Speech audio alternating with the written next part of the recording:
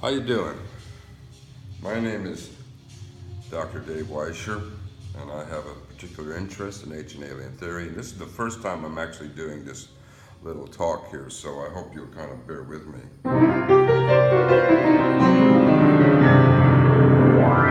Just want to let you know this is a piano that I'm at. This is my piano room / library.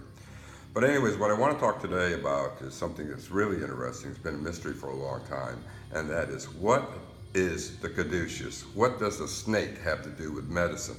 This is the standard caduceus here, and you can see it's a snake, two snakes coiled around a raft. And so where in the hell did that come from? Well, if you had a classic education, you would say it probably had something to do with this guy. This is Asclepius, and he lived around 400, 500 BC, and he was a great physician, and he had a staff and a snake around it. Well, you might ask, where did that come from? Well, we don't know. Now, if those of us that have had Hebrew school and more Christian education, we know about this guy. This is Moses, and you can see him, he's parting the Red Sea. Anybody that can do that is my new best friend, a real cool guy. Now, there's some argument about the Exodus and as to does it exist. Most classical archaeologists will tell us that there's no archaeological evidence for the Exodus, but this is really not true because they're all assuming it took place during Ramesses in the late kingdom, the late Egyptian kingdom. But in actuality, the Exodus most likely really occurred in the Middle Kingdom. So that really places this story more like, rather than 1,000 years before Christ, more like 12 to 1400 years before Christ, during the time of Tutmos, Tutmos I, Tutmos II, Tutmos III. But that's a whole nother story. It's a whole nother topic. And if you want to read a good book on this, by David Rohl, R-H-O-L, and he really expounds on the tremendous myriad of archaeological evidence for the Exodus. But anyways, I digress, and I apologize for that. You all remember the story in the Bible where the children of Israel were wandering through the wilderness, and there was a plague, and so Moses created a staff with a copper snake, bronze, but of course bronze has a lot of copper in it. And anyone who gazed upon this snake were healed, And this comes out of the Mosaic text in Genesis. Well, where did this come from? All of a sudden, out of the blue, we have a snake and a staff, and that's a wonderful symbol of healing. Well, in actuality, the concept of a snake really dates back more like 450,000 years if you read the Akkadian texts and the cuneiform tablets.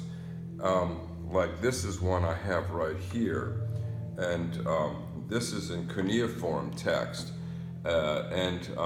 it's cuneiform means wedge-shaped, and had a tiny little wedge-shaped instrument, and they would be able to write on clay tablets, and they're usually about the size of this, so it would fit in your palm of your hand. So this obviously lasted a long time, thousands and thousands of years, and we pride ourselves today when we have all this digital equipment and everything. But in reality, this lasts a lot longer than any transistor radio. But anyways, in this story, they tell us that the concept of the snake dates way back 450,000 years. And when we talk about that, we're really talking about this guy here, Enki, who is a very sneaky fellow, but we love him nonetheless.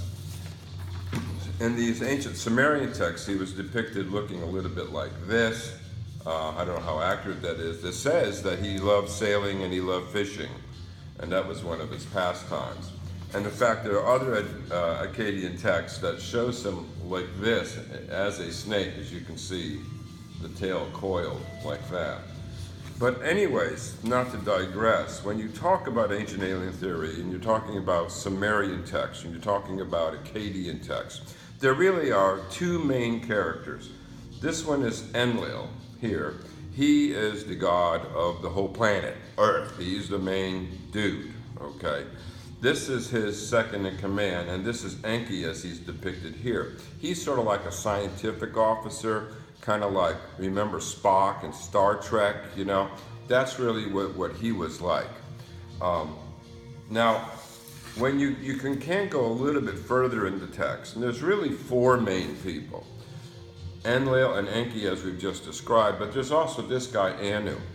Anu lives in heaven, and I explained that in my book here, The Golden Thread, why I believe the Sumerian text tells us that. He is the main guy of the universe, and you don't mess with him. He tells you what to do and what not to do. This is a female figure over here. This is Nin-Hersag. Her common name is Ninmah. This is the wife of Enki, a brilliant woman who specializes in biology, bioscience, and DNA. And she was critical to the story of the Caduceus and the story of the origin of mankind itself. In other words, the Garden of Eden story. Now, some people depict her as looking like this. I like this a lot better. But anyways, they were very healthy people. They lived for thousands of years, and so they probably looked pretty good if they did. They were very, very healthy. Now, the story goes that 450,000 years ago, they needed people to work the metal mines. And so they needed to create an animal to be able to take dictation, take instructions, take commands, and work the mines. They had permission from the main god to do this, Anu, but they could not procreate, so not to interfere with the evolutionary process of the planet. And so they did this about 450,000 years ago. They manipulated part of their DNA, mixed it with the highest evolved creature at the time, probably Australopithecus, created more muscle mass and a higher brain so they can take dictation. Well, there is fossil evidence for this, because if we look at this very carefully, this starts with the primates, and it's very convincingly linear, as you can see, you know. But the problem is you've got 1/3 size of the brain, 1/3, 1/3, 1/3, 1/3, 1/3, no cerebral development whatsoever. Then, 450,000 years ago, bam, you've got the brain capacity, at least 90% of the human. There is no fossil record, no evolutionary record as to how that happened. But the Sumerians said, oh yes, 450,000 years ago, they came down, the Anunnaki, or the Anunnaki, however you want to pronounce it, which means those who came from the heavens, created mankind by manipulating DNA. It's all there in the Sumerian text. Moses gives us the Reader's Digest version, but the Sumerian text names names and says who did what. Now, what they did, and what the sneaky part of all this is that they decided, that Enki did, that we're going to go one step further. Why don't we create someone who really looks like us? Remember Moses said in Genesis, let us make God in our image? Well, that's what they did. And they said that they really wasn't supposed to do that, but he did. But anyways, the original plan was, they won't procreate anyway, so we won't screw up the evolutionary process.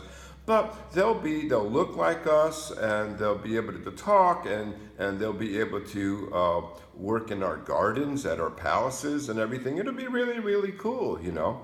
So that's what they did. And this is a depiction from Akkadian text here of Ninmah. This is Ninmah, and they created the first humanoid. And what did they call him? They called him Adamu. Well, obviously, very similar to Moses, Adam. So they created him. The Sumerian text tells us that they actually did the deed here in what's called the Absu. This is southeastern Africa, where they did it. And then they took Adamu and they placed him up here, which is modern Iraq, in a place called Eden. Eden is a place in Sumerian text, also Mosaic text, obviously, in the Bible. And the Bible, Moses said, they placed Adam in Eden. And this is exactly what the Sumerian text said. They made him and they placed him up here in Eden. But they made a mistake. They did something wrong. And that is, mankind was able to procreate. He wasn't able to procreate, but he wasn't supposed to, but he was. He did. He asked for clothes. He asked for utensils. He started to have a moral concept. And then Anu, the big guy of the universe, said, hey, you can't destroy these people, okay? And we have to see how this DNA pans out, whether this DNA is worth keeping or not. And the only way you can do that is wait thousands of years to let it evolve and see, just like you have a petri dish or when you do a blood culture on a patient. It takes 5 days. You've got the proof is in the pudding. You got to let it grow and see what it is. That's exactly what this is. And they're letting it go. It takes about 5,000, 5,200 years, whatever, until we get enough population to know exactly what this DNA is and what it's capable of. Now, what does all this have to do with the Garden of Eden? When you really want to understand Scripture, you really need to know not just Hebrew, but also Sumerian text and Akkadian text. When Moses wrote down the story of the Garden of Eden, and he talked about a snake, the Hebrew word is Nahash. What does that mean? Nahash means solver of secrets and of the copper mines.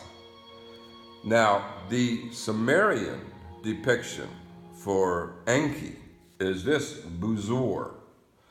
And Buzor in Samaria means solver of secrets and of the metal mines. So really, the snake was Enki, who did the deed and created humans. And Enki broke the rules. He created humans, and you might say he was a sneaky snake. So therefore, it is very clear that Moses used an allegorical license when he gave us the story of the Garden of Eden. Why not? Because these were slaves coming out of Egypt. They weren't educated. They were great at making bricks, but he had to have an allegorical license. But he used nomenclature. He used words that people who understood Sumerian language and Akkadian language would make sense out of the real story that really occurred 450,000 years ago. Anyways, that's the real story. And that's what this ancient alien theory is all about. And it really is supported by the Bible. The Bible has ancient alien theory all over it. And we'll get into that in some other future lecture. But anyways, this is my book here, The Golden Thread, and I explain all of it in my book and try to make it as simple as possible. And if you want to get another book on this is Zachariah Sitchin right over here.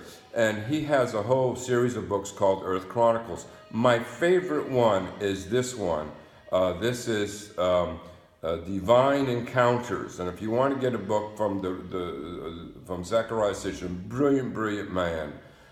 He's sadly expired now. He's no longer with us, but he wrote this book, Divine Encounters. Get it because it really makes sense and it helps everything. I try to put it in more of a synaptic form in my book, The Golden Thread That Weaves the Fabric of Reason. I want to show that it is reasonable to have a belief in ancient alien theory. It's not all poppycock. But anyways, thank you. God bless. Have a great day. See you later.